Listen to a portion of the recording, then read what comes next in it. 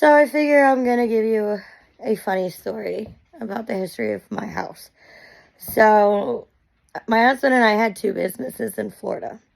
We were construction workers and we also took care of 60 vacation rentals.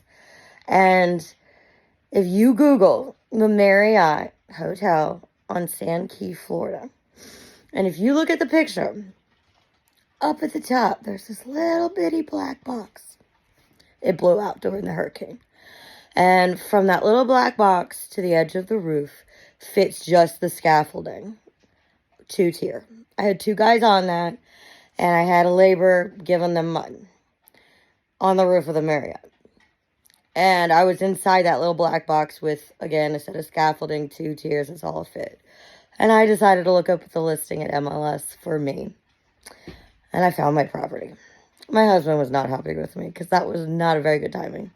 Fast forward, it was the VA foreclosure. That was September. We ended up closing in December.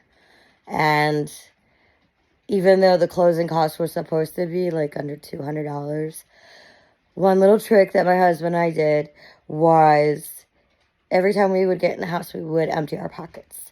Any loose change, any dollar bills, they would go into a pile, like the safe. And if you have 2 5s, I take 1. You have 1 10, you leave it. And so we would save money that way. So for the closing costs, that was probably over $1,200, maybe $1,500. I paid it doing it that way.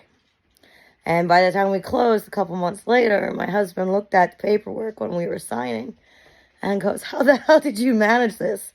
I said, "You know our little trick of saving money?" I said, "That's what paid the closing costs for this house."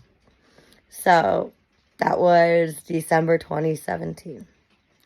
And taxes, if you can believe it, as of right now today, are only roughly $800 a year, which coordinates to about $55 a month.